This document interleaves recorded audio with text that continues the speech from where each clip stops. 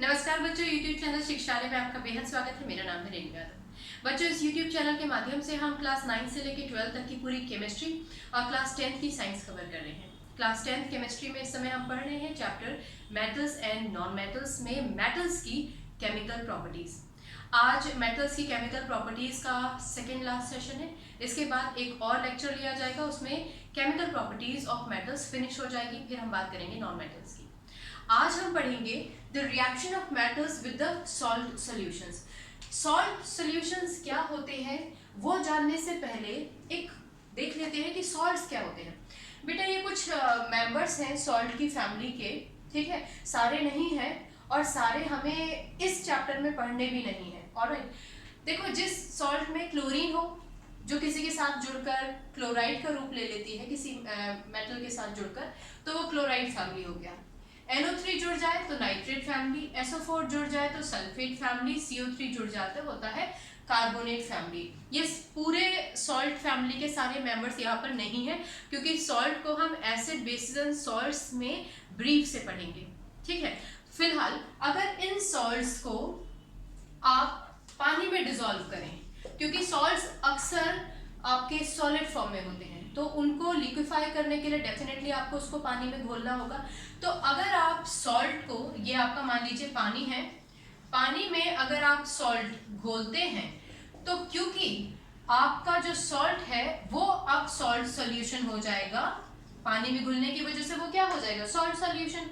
अब क्योंकि ये सॉल्ट सॉल्यूशन पानी में घुलने की वजह से लिक्विफाई हुआ है, सॉलिड से लिक्विड में कन्वर्ट हुआ है, इसीलिए आपको किताब में इसके आगे AQ लिखा हुआ भी मिलेगा, यानी कि एक्वस। तो आप समझ गए, सॉल्ट्स अक्सर सॉलिड फॉर्म में होते हैं, उनको लिक्विड फॉर्म में कन्वर्ट करने के लिए हम उसको पानी में डिसॉल्व करते हैं। तो वो सॉल्ट जो पानी में डिसॉल्व होने से लिक्विड फॉर्म में कन्वर्ट हुआ है, उसको हम बोलेंगे सॉल्ट सॉल्यूशंस। क्योंकि किसी भी चीज को अगर आप पानी में घोलकर उसको एक नया रूप देते हो तो वो एक्वस कहलाया जाता है। इसीलिए जो सॉल्ट सॉल्यूशंस होंगे उनके ब्रैकेट में आप एक्वस लिखा देखोगे। अदरवाइज अगर आपको NaCl कहीं पर लिखा दिखाई दे ना बच्चों, तो उसके ब्रैकेट में आपको S लिखा नजर आएगा। लेकिन अगर आपको इसके आगे S लिखा नजर नहीं आए, AQ यानी कि एक्वस, एक्वस को रिप्रेजेंट करता है AQ। तो जहां आपको AQ लिखा नजर आए, आप समझ जाइएगा कि ये सॉल्ट पानी में डिसॉल्व करके एक सॉल्यूशन में कन्वर्ट किया गया है, जो सॉल्ट सॉल्यूशन है। I hope this is clear. Alright बच्चों, एक और चीज समझ लो कि जितने भी हमारे सॉल्ट सॉल्यूशंस होते हैं ना, इसको मैं मिटा देती हूँ। वैसे मैं आपको ये बता ही चुकी हूँ, क्लोराइड, नाइट्रेट, सल्फेट्स और कार्बोनेट्स। ओके, सारे मेंबर्स नहीं है ये, इनमें से भी कुछ एक दो की ही रिएक्शंस हमें इस लेसन में पढ़नी है, ठीक है। ब्रीफली मैंने आपको बताया ही, एसिड बेसिस सॉल्ट्स में पढ़ेंगे। ऑलराइट, जो सॉल्ट सॉल्यूशंस होते हैं ना बच्चों, वो आयोनिक होते हैं। अब आप ये समझते होगे कि आयनिक क्या होता है। अगर मैं एक सिंपल सा एग्जांपल ले लूं NaCl का, तो Na क्या होता है, 1 पॉजिटिव, Cl क्या होता है, नेगेटिव। पहली बात तो आयोनिक का मतलब ही ये होता है कि कोई भी कंपाउंड जो एक पॉजिटिव और एक नेगेटिव कंपोनेंट से मिलके बना हो, यानी कि ये क्या होता है, जनरली तो आप इसको आयन बोलोगे ना, जिस पे चार्ज हो वो आयन, जनरली तो आप इसको भी आयन बोलोगे। लेकिन स्पेसिफिकली अगर आप पॉजिटिव की बात करते हो तो पॉजिटिव क्या कहलाया जाता है, कैटायन, और नेगेटिव क्या कहलाया जाता है, एनायन। ऑलराइट, तो अगर कोई भी सॉल्ट, यूजुअली सॉल्ट पॉजिटिव और नेगेटिव के कॉम्बिनेशन से ही बनते हैं। पुराने लेक्चर में हम लोग ये बात कर चुके हैं कि कोई भी एलिमेंट अगर अपना इलेक्ट्रॉन देने में सक्षम होता है और दूसरे एलिमेंट को इलेक्ट्रॉन की जरूरत होती है, वो इलेक्ट्रॉन को एक्सेप्ट कर लेता है, तो देने वाले, इसने दिया, देने वाले और लेने वाले एलिमेंट के बीच में एक बॉन्ड बन जाता है। पुराने लेक्चर में हमने ये ब्रीफली पढ़ा है, तो इसलिए मैं बहुत ब्रीफ नहीं बताऊंगी आपको। इस बॉन्ड को हम बोलते हैं आयोनिक बॉन्ड, क्लियर, जिसको हम इलेक्ट्रोवैलेंट बॉन्ड भी बोलते थे, याद है ना आपको। तो क्योंकि सॉल्ट सॉल्यूशंस अव्वल तो पॉजिटिव और नेगेटिव कैटायन के कॉम्बिनेशन का एक आउटपुट होते हैं, सॉल्ट्स उसका आउटपुट होते हैं।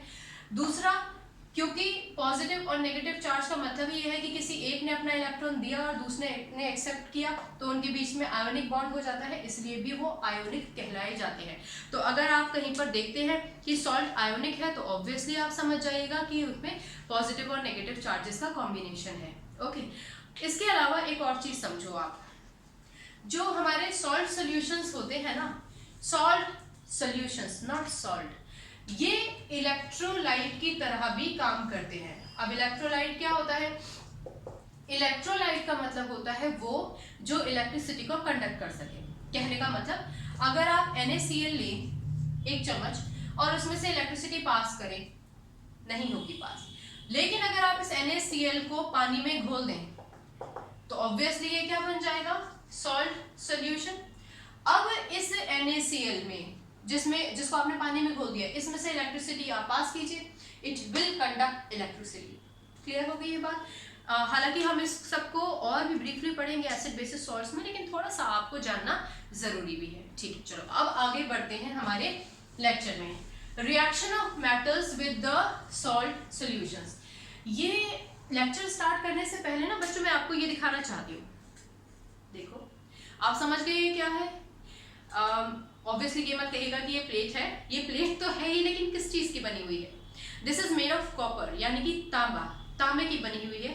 तो आप इसका कलर देख रहे हैं, आपको किताब में लिखा मिलेगा कि ये रेड ब्राउन कलर का होता है, कुछ किताबों में लिखा मिलेगा कि ये ऑरेंज रेड कलर का होता है। ओके, तो फिलहाल ये है तांबा, जिसका ज्यादातर डिस्क्रिप्शन आपको रेड ब्राउन कलर करके ही मिलेगा। ओके, आपको पिछले लेक्चर्स में हमने ये वायर भी दिखाया था बच्चों। ये वायर अगर आपको दिखाई दे रहा हो, ठीक है, तो what is this wire made of? This wire is also made of copper, यानी कि तांबा। ठीक है, अब ये मैंने आपको क्यों दिखाया? क्योंकि हम आगे के रिएक्शंस में कॉपर का इस्तेमाल करने वाले हैं। अच्छा बच्चों, एक बात बताओ कि कॉपर को यहाँ तो हम लोगों ने प्लेट में और यहाँ हमने वायर में कन्वर्ट किया है, तो ये जब हम मेटल को वायर में कन्वर्ट करते हैं तो क्या प्रॉपर्टी होती है? याद आया? डक्टिलिटी। Very good. और अगर हम किसी शीट या प्लेट में कन्वर्ट कर दें तो एग्जैक्टली मैलेबिलिटी। Very good. और अगर आपको ये याद नहीं था तो I am very sorry, you have to go back to the lectures and listen everything properly. ये चैप्टर बड़ा है लेकिन बुरा नहीं है। ओके, चलो खैर हम अपने चैप्टर पे आते हैं, अपने कॉन्सेप्ट पे आते हैं। हमने क्या किया? CuSO4 लिया और उसमें जिंक का एक टुकड़ा डाल दिया। मैं आपकी जानकारी के लिए बता देती हूँ कि जिंक जो है ना, वो ग्रे सिल्वर कलर का एक मेटल होता है। ऑलराइट, अब रिएक्शन क्या होगा क्या नहीं होगा, उससे बड़े वहां तक पहुंचने से पहले इसको तोड़ लेते हैं। ठीक, Cu2 पॉजिटिव, SO4 2 नेगेटिव, और जिंक कितना होता है बेटा? ZnS2 positive. क्योंकि रिएक्टिविटी सीरीज में जिंक ऊपर है, कॉपर नीचे है, तो डेफिनेटली जिंक कॉपर को डिस्प्लेस कर देगा। जिंक कॉपर को डिस्प्लेस कर देगा, यानी कि इसको यहां से हटा देगा। तो किसके साथ मिलके कंपाउंड बनाएगा? ऑब्वियसली SO4 के साथ। यहां अलग लिख लेते हैं, ZnS2 positive, SO4 is 2 negative. बेटा इक्वल अपोजिट वैलेंसीज है ना, तो क्रिस क्रॉस करने की जरूरत ही नहीं है, कैंसिल कर दीजिएगा और प्रोडक्ट लिख दीजिएगा ZnSO4। ऑलराइट, अब कॉपर कहाँ जाएगा? कॉपर फ्री हो जाएगा, तो आप Cu लिख दोगे। ठीक है, अब अगर आपके दिमाग में ये क्वेश्चन आ रहा है कि यहाँ तो Cu2 पॉजिटिव था, वहाँ Cu क्यों हो गया, तो भैया पुराने लेक्चर्स को देखो, हर एक चीज को बहुत डिटेल में बताया गया है ताकि आप कंफ्यूज ना हो। ऑलराइट, थोड़ा मेहनत तो आपको भी करना पड़ेगा, आगे पीछे नोट्स को देखते रहा करो। चलो सेकेंड स्टेप में पहुंचते हैं, बैलेंसिंग करते हैं। कॉपर 1 है, कॉपर 1 है, जिंक 1 है, जिंक 1 है, सल्फेट 1 है, सल्फेट 1 है। अदरवाइज भी देखो तो S मतलब सल्फर सल्फर 1 1, ऑक्सीजन 4 ऑक्सीजन 4। अपनी इक्वेशन है बैलेंस्ड। अब नामकरण करते हैं। ये क्या है? Copper sulphate. अच्छा, कॉपर सल्फेट का कलर क्या होता है बेटा? याद रखना, ब्लू। उसमें आपने डाला जिंक, यानी कि एक बीकर लिया, उसमें आपने कॉपर सल्फेट को भरा और इसमें आपने जिंक डाल दिया। क्योंकि zinc is more reactive than copper, तो ऑब्वियसली जिंक ज्यादा पावरफुल है, वो अपनी प्रॉपर्टीज शो करेगा जब यहां से कॉपर को डिस्प्लेस करेगा। इसीलिए जो ZnSO4 हो बनेगा वो हो जाएगा आपका, पहले इसका नाम लिख लेते हैं, जिंक सल्फेट। ऑलराइट, ये क्या हो जाएगा आपका? कलरलेस। ओके, और ये तो है ही आपका कॉपर। किताब में अगर लिखा मिल जाए कि रेड ब्राउन तो कोई दिक्कत नहीं है। ओके, अगर आप कॉपर का इधर कलर नहीं भी लिखोगे तो कोई दिक्कत नहीं है, यहाँ लिखना है आपको। अब ये क्या सिंबलाइज करता है? ये सिंबलाइज करता है कि वो बीकर जो अभी तक आपको ब्लू कलर का सॉल्यूशन दिखा रहा था, उसमें जब आपने जिंक डाला तो zinc being more reactive than copper, जैसे कि अभी हमने 2 बार और इस बात को कह दिया है, कॉपर को डिस्प्लेस करेगा और यहाँ बना देगा ZnSO4। इसीलिए धीरे धीरे धीरे धीरे कॉपर का जो ब्लू कलर था, कॉपर सल्फेट का जो ब्लू कलर था, वो फेड होता चला जाएगा और बीकर आपको कलरलेस नजर आएगा। क्लियर? तो एक सिंपल सा रिएक्शन है कि मेटल सॉल्ट सॉल्यूशन से कैसे रिएक्ट करता है। इसकी 1-2 इक्वेशंस हम और देखेंगे, उसके बाद आपको मुझे लगता है कॉन्सेप्ट तो क्लियर हो ही जाएगा। और बच्चों इक्वेशन तो अब आपको बनानी आ ही गई होगी ना। अगर नहीं इक्वेशन बनानी आ रही है तो बेटा पुराने एक बार लेक्चर्स देखना, फिर भी नहीं आया तो मुझे पूछ लीजिएगा, आई विल एक्सप्लेन यू। अब हम क्या करेंगे, Cu प्लस FeSO4 के साथ रिएक्शन करने पर क्या होता है। अगर मान लीजिए आपको इसका उल्टा लिखा नजर आए, क्या CuSO4 प्लस Fe, तो क्या बनेगा। हालांकि आपके प्रोडक्ट इसमें तो अगर आप देखो तो भैया Fe तो यहाँ है और कॉपर है नीचे, तो कॉपर तो है लेस रिएक्टिव, तो जाहिर सी बात है कि भैया यहाँ पे तो कुछ होना ही नहीं है, क्योंकि कॉपर आयरन को डिस्प्लेस नहीं कर पाएगा, तो ये हो जाएगी आपकी नो रिएक्शन। क्लियर? चलो, तो ये हो गई नो रिएक्शन। तो अब इसके बारे में बात करते हैं, ये कॉपर सल्फेट और आयरन। बच्चों एक बात समझो, कई जगहों पर आपको एक एक्सपेरिमेंट दे रखा होगा, पहले हम उस एक्सपेरिमेंट को समझते हैं, फिर यहाँ पर आएंगे। इससे रिलेटेड एक क्वेश्चन बहुत ही प्यारा है, जो बहुत इंपॉर्टेंट भी है, जो पूछ लिया जाता है लॉजिकली, आप उसका आंसर लिखिएगा। पहले समझ लेते हैं, पहले एक्सपेरिमेंट समझते हैं। एक्सपेरिमेंट है कि आपने एक टेस्ट ट्यूब लिया, उस टेस्ट ट्यूब में आपने कॉपर सल्फेट डाला। ठीक है, मैं इसको रेड कलर का बना देती हूँ, ब्लू कलर का बनाती हूँ। कॉपर सल्फेट का कलर जो होता है वो ब्लू ही होता है। आपको दिखाई दे रहा है बेटा? कई बार दिक्कत भी हो जाती है। ये हो गया आपका CuSO4। ठीक है, अब इस CuSO4 में एक हमें ना लोहे की कील डालनी है, नेल। अब क्योंकि लोहा या तो बिल्कुल फ्रेश लो, फ्रेश कील ले लो एकदम पैकेट से निकाल के, वो डाल दो, और अगर थोड़ा एक्सपोज्ड हो गई है ऑलरेडी, पैकेट से बाहर निकली हुई है, तो उस लोहे की कील को ना अच्छे से सैंड पेपर से रब कर लो। तो इसकी वजह से रब करने की वजह से उसके ऊपर जो ऑक्सीजन की और बाकी चीज़ों की लेयर होगी ना, वो हट जाएगी। ऑलराइट, तो आपने इसमें आयरन की नेल डाल दी है। ठीक, ओके, और इसको थोड़ी देर इसमें डला रहने दिया है। कॉपर सल्फेट सॉल्यूशन क्या है, ब्लू कलर का है, और कील का तो कलर आपको मालूम ही अक्सर ग्रे होता है। कुछ देर तक आपने ऐसे ही रखा रहने दिया। थोड़ी देर बाद क्या होगा कि ये जो बीकर है जिसमें अभी कॉपर सल्फेट था, वो अब हो जाएगा आपका ग्रीन कलर का। क्लियर? और इसमें जो आयरन की नेल पड़ी हुई थी, इसमें जो आयरन की ये नेल थी, उस आयरन की नेल के ऊपर कॉपर की एक लेयर आ जाएगी। ठीक है, मतलब इसके ऊपर एक कॉपर की लेयर आ जाएगी, और ये जो सॉल्यूशन है, ये सॉल्यूशन हो जाएगा ग्रीन, क्योंकि यहाँ पे बन जाएगा FeSO4 जो होता है ग्रीन। अब ये क्या हुआ? कोई जादू नहीं है, समझते हैं ना यहाँ पे कि क्या हुआ। ठीक है, इसको मिटाऊंगी नहीं, पर इसको थोड़ा सा छोटा कर देती हूँ ताकि हमारे पास जगह हो जाए। चलो, अब हम इक्वेशन की बात करते हैं, फिर इसकी बात करेंगे, फिर अगले क्वेश्चन की बात करेंगे। तोड़ देते हैं बेटा इसको। Cu is 2 positive, SO4 is 2 negative, और Fe क्या है? Fe is 2 positive. ऑलराइट, जैसे हमने अभी डिस्कस किया, आयरन ऊपर है, कॉपर नीचे है, तो डेफिनेटली आयरन जब आप इसमें डालोगे, ये जो आयरन है, ये आयरन कॉपर को कॉपर सल्फेट से डिस्प्लेस कर देगा, यानी कि ये आयरन इसको इसकी जगह से हटा देगा और इसके पार्टनर के साथ प्रोडक्ट बना लेगा। क्लियर? चलो, ये तो अभी आप समझते ही होगे वैसे, तो यहां लिख लेते हैं बेटा, Fe 2 positive, SO4 2 negative, equal opposite valencies है, कैंसिल कर दीजिए, प्रोडक्ट क्या हो जाएगा? FeSO4। चलो लिख देते हैं FeSO4, और बाकी क्या बचा? Cu, तो यहाँ पे लिख देते हैं Cu। क्लियर हो गया? चलो, अच्छा ऐसे मत कीजिएगा कि आप इधर किसी और कलर से लिखें उधर किसी और कलर से लिखें। ऑलराइट, चलो अब हम पहले बैलेंसिंग करते हैं, फिर नाम लिखते हैं, फिर दोबारा से इस एक्सपेरिमेंट पे आएंगे। कॉपर 1 है, कॉपर 1 है, वेरी गुड। आयरन 1 है, आयरन 1 है, बहुत बढ़िया। SO4 सल्फेट ग्रुप 1 है, सल्फेट ग्रुप 1 है। अगर यहाँ कुछ लिखा होता तो उससे मल्टीप्लाई हो जाता, 2 लिखा होता तो ये 2 हो जाता, फिर सब बैलेंस करना पड़ता आयरन को, इसको इसको सबको। वैसे भी अगर आप देखो तो S1 है, S1 है, O4 O4। क्लियर हो गया? चलो इक्वेशन बैलेंस हो गई, नाम लिख लेते हैं। ये क्या है? ये है आपका कॉपर सल्फेट। कलर क्या होता है इसका? ब्लू। ये क्या है आपका? ये है आयरन। कलर क्या होता है इसका? Usually grey. ये क्या है? This is ferrous sulphate. अब यहाँ 2 मिनट के लिए रुकिए और ध्यान से सुनिए। यहाँ Fe था, Fe2 पॉजिटिव फॉर्म में।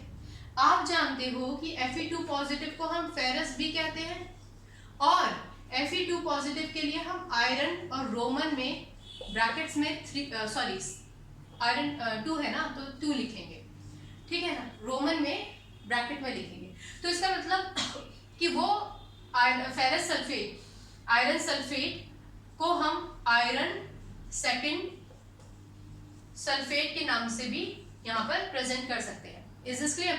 तो वो फेरस सल्फेट जो FeSO4 सिंबलाइज है जिसका, उसको हम आयरन सेकंड सल्फेट के नाम से भी यहाँ पर लिख सकते हैं। क्लियर? क्योंकि Fe2 positive is iron second, Fe3 positive होता तो क्या होता? फेरिक लिखते हैं ना, वो तो अलग की बात हो गई। चलो, और ये क्या है? ये है कॉपर। मेरे पास जगह की कमी है, आप लोग अच्छे से स्पेस लेके लिखिएगा। चलो वेरी गुड। अच्छा, इसका जो कलर होता है ना वो क्या होता है? वो होता है ग्रीनिश।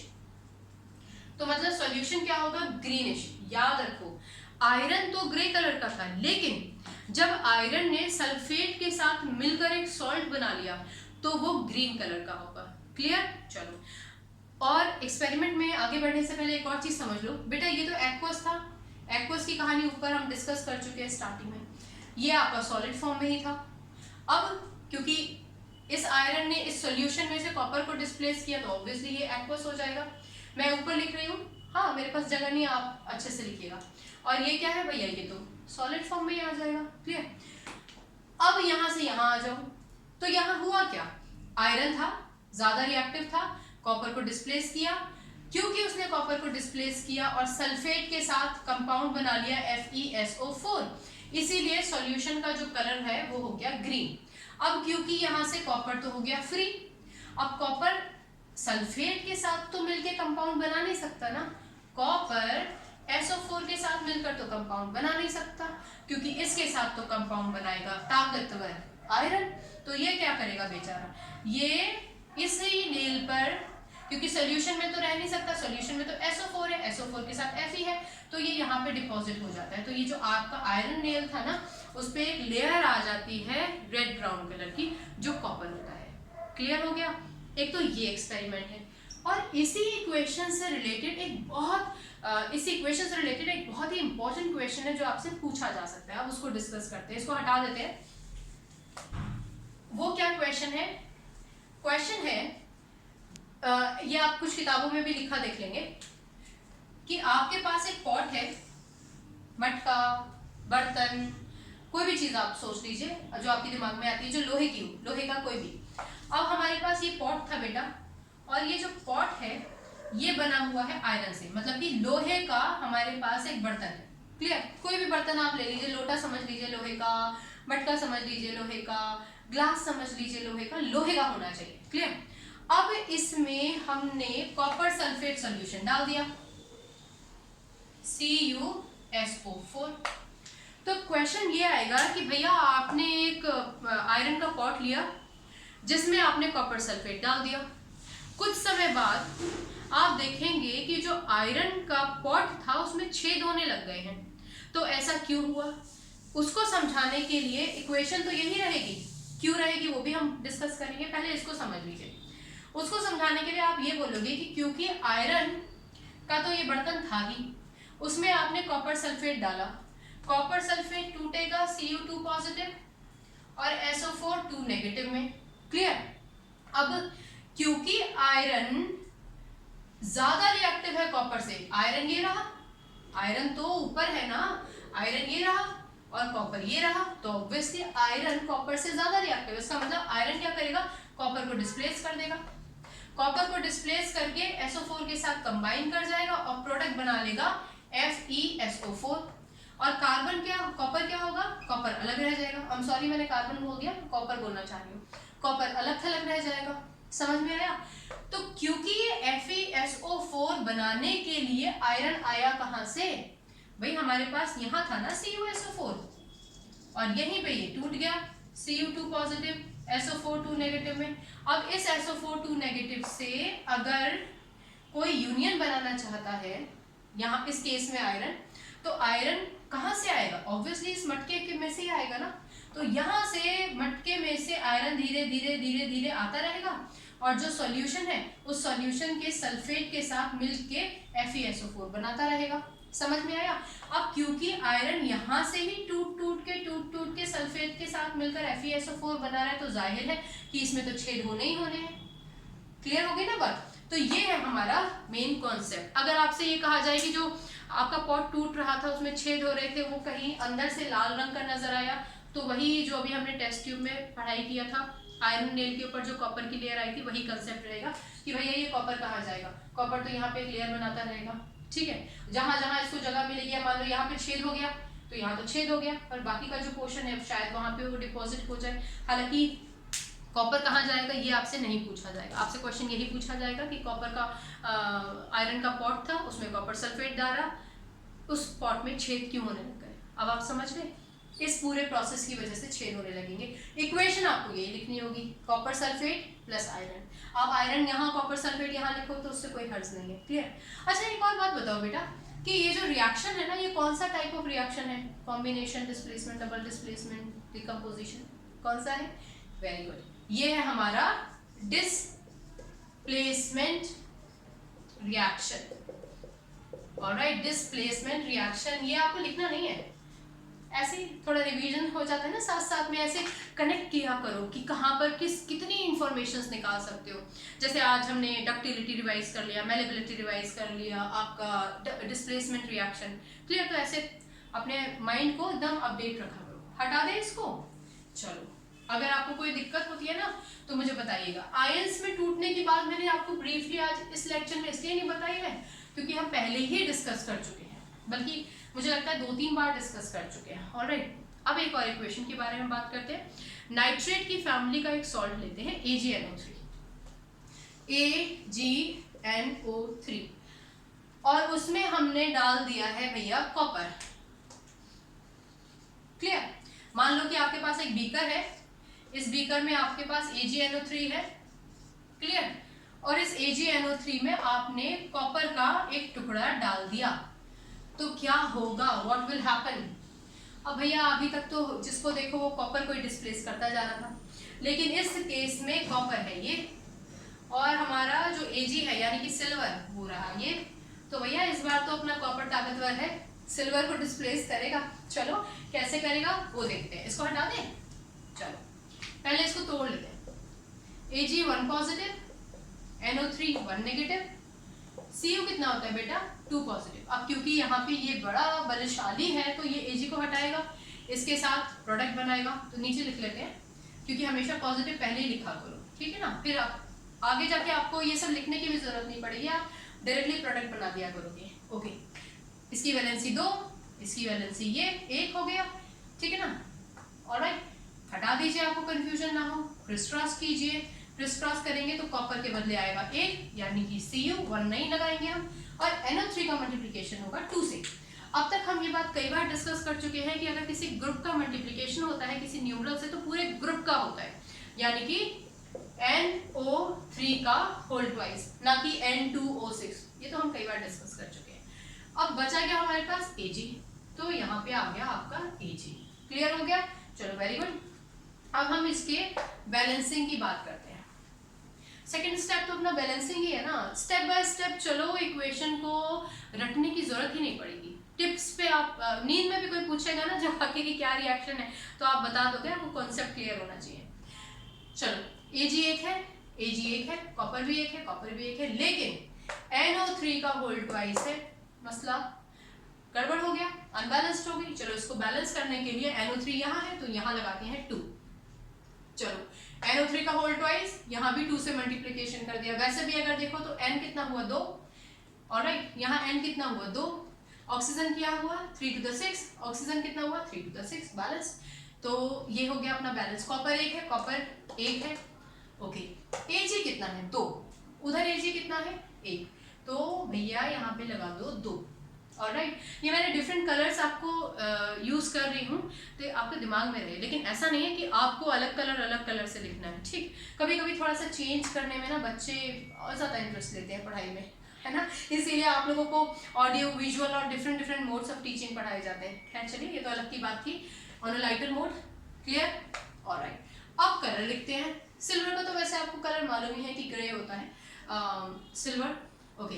अब इसका कलर लिखते हैं, पहले नाम लिखते हैं सिल्वर नाइट्रेट, ओके। चलो वेरी गुड, ये तो है ही अपना कॉपर। ये क्या है, ये है कॉपर नाइट्रेट। एक बात याद रखिएगा बेटा, नाइट्रेट है, TRATE। ये मैं इसलिए बता रही हूँ क्योंकि आगे आने वाले क्लासेस में, बड़े क्लासेस में भी आप नाइट्राइट करके भी पढ़ोगे, पर उसका हम अभी जिक्र नहीं करेंगे। Nitrate, alright. और ये क्या है अपना, ये है सिल्वर, ऑलराइट। अब ये तो हो गया भाई हमारा नामकरण। अब हम करते हैं इसका कलर की बातें, ओके। सिल्वर नाइट्रेट क्या होता है, सिल्वर नाइट्रेट होता है कलरलेस, याद रखिएगा। कॉपर तो आपका होता ही ब्लू है, आपको मालूम ही है। कॉपर का कॉपर सल्फेट के फॉर्म में ब्लू होता है, अदरवाइज कॉपर का जो कलर होता है वो रेड ब्राउन होता है, I am sorry, red brown colour का होता है। आपको ध्यान है ना, हम मेटल की बात कर रहे हैं, कॉपर मेटल की बात कर रहे हैं, क्रिस्टलाइजेशन नहीं कर रहे हैं। रेड ब्राउन कलर का कॉपर नाइट्रेट किस कलर का होगा? अब भैया जाहिर सी बात है, कॉपर स्ट्रॉन्ग था और कॉपर जो है वो अपना कलर लेकर आएगा। अपना कलर मतलब क्यों? कॉपर अगर किसी के साथ डिसॉल्व हो जाता है तो वो ब्लू कलर इम्पार्ट करेगा, क्लियर? तो ये हो जाएगा आपका ब्लू, ओके। ब्लू कलर का सोल्यूशन हो गया। और ये तो है ही आपका सिल्वर, तो जाहिर सी बात है ये तो आपका सिल्वर। अगर आप सिल्वर ऐसे ही लिखा छोड़ दोगे तभी भी कोई दिक्कत नहीं है, और कई बार आप ऐसा लिख देते हो कि व्हाइट कलर का डिपॉजिट हो जाएगा, तब भी कोई इशू नहीं है। Is this clear? तो ये है हमारी पूरी की पूरी इक्वेशन, ऑलराइट। अगर आपको इस इक्वेशन में, इसको हटा देते हैं, अगर मान लीजिए आपको यहाँ पर CuNO3 मिले, CuNO3 का होल ट्वाइस प्लस Ag, तो इक्वेशन क्या होगी? CuNO3 का होल ट्वाइस प्लस Ag, तो क्या होगा? तो भैया Ag नीचे है, Ag कॉपर को डिस्प्लेस नहीं कर पाएगा, रिएक्शन हो जाएगी नो रिएक्शन। क्लियर हो गया? चलो वेरी गुड। ये था हमारा सफर reaction of metals with the soil solutions का। इसके बाद जो मैं लेक्चर अपलोड करूंगी उसमें हम अपने मेटल्स की जितनी भी केमिकल प्रॉपर्टीज है वो सारी फिनिश कर देंगे। नॉन मेटल्स की अब हम बात करेंगे अगले लेक्चर के बाद। ऑलराइट बच्चों, चलिए यहाँ तक के सफर में आपको कोई भी प्रॉब्लम है at any point of time do ask me. Up till then take a good care of yours, study well, त्योहारों को भी अच्छे से मनाइए, अपने आप पे भी ध्यान दीजिए और खुश होकर पढ़िए। बाय।